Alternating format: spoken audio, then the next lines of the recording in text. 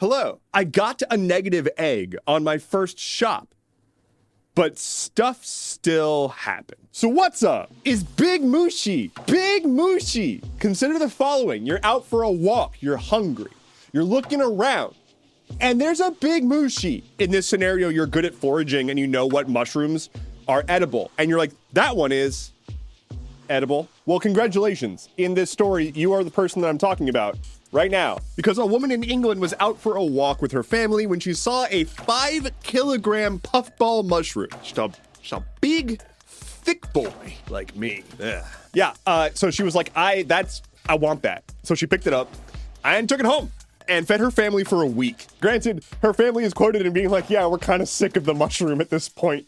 But hey, free food. Now I looked this up because I was like, is a 5-kilogram puffball mushroom a big deal? And they can get pretty big. Like the biggest one apparently was like 40 something kilograms among the largest of mushies. But apparently when they get that big, they're like no longer edible. So it's pretty awesome that this one was this big and still edible. My favorite tidbit from this story is that apparently one of the things they did with it was like take a vertical slice of it and use that as the crust of a pizza. Da Mushy pizza. A couple episodes ago, I talked about a situation in 1993 where police officers in Broward County, Florida were selling crack cocaine at all. But that was 1993. That was a while ago. But now there's 2 Homeland Security agents who are selling bath salt. Bath salts that were originally evidence that was confiscated from criminals. That they were then like, we could make a profit off of this. Here's the thing, this is like the most understood corruption. Like this is like baby's first corruption. It's like the most run-of-the-mill plot line. Agents were like, oh, I want money. We've got drugs from the evidence. Let's sell that. But they got caught. Here's how it worked. They tapped some dude who was in prison and they're like, hey, you're going to be our informant now. And you're going to go do like above board operations where you're like, you know, our mole in drug sales. But also take this and sell it. So the guy did. He was like, I was pressured by the agents. The agents were arrested. And don't worry, justice is coming for them. They've been charged with a single count of conspiracy to distribute a controlled substance. They made $300,000. A 26-year-old whistleblower who blew the whistle on OpenAI's copyright infringement has been found dead in his apartment. Suchir Balaji was a former employee at OpenAI, and he made waves earlier this year when he blew the whistle, saying, hey, they are just violating copyright law left and right. Which we know, but having an employee come out and be like, y'all, like it's truly ridiculous how much copyright violation is going on. That must have spooked the company a bit. Now, local officials have said that they've determined this to be a suicide, right after we were told that the Boeing whistleblower's death was a suicide. But I don't know. Maybe it truly is just a string of suicidal whistleblowers for national security adjacent corporations. And we should just get used to that and accept it.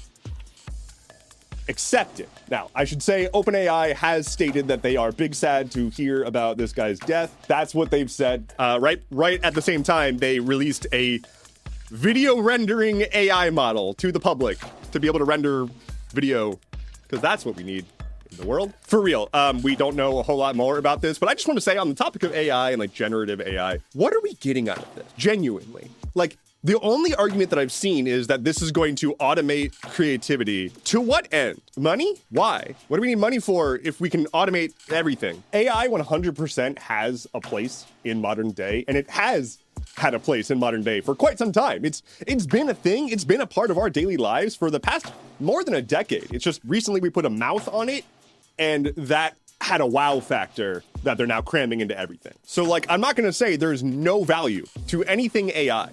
At the same time, why are we rushing so hard in this one direction with it when we could instead be going any other direction? How many people in this world need access to the ability to generate video at a whim?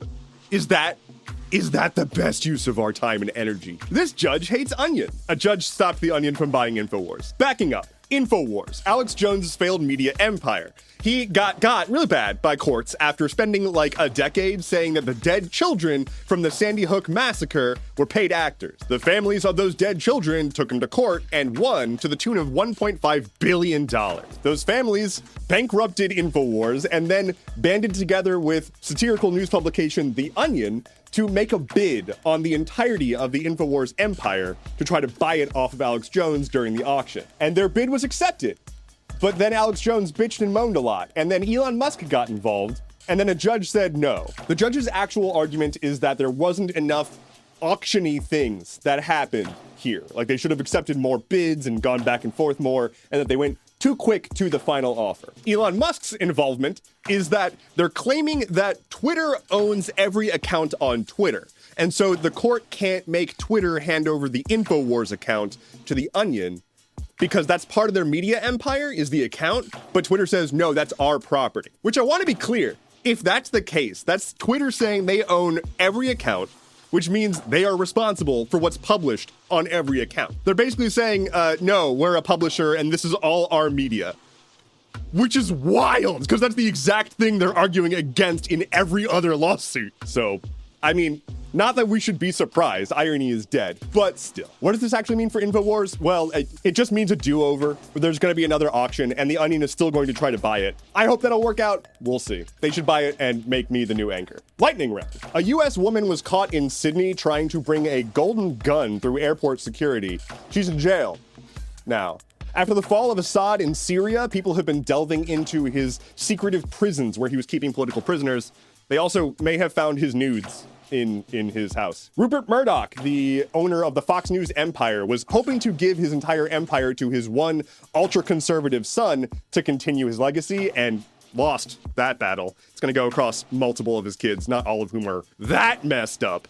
There's someone or a group of people throwing googly eyes on art installations in Oregon. I love you. And then gaming stuff, we got the Witcher 4 trailer. We're going to play a series. It's so freaking hype. Caves of Cud, an old school style roguelike, has finally hit 1.0 after 15 years of development time. Cyberpunk 2077 got a surprise big ol' update. And finally for today, Astrobot won Game of the Year from the Game Awards, upsetting a whole bunch of capital G gamers along the way. Thank you so much for listening to today's episode of Stuff Keeps Happening. Head to skh.news for sources, bonus content, and next day floor installations at competitive prices.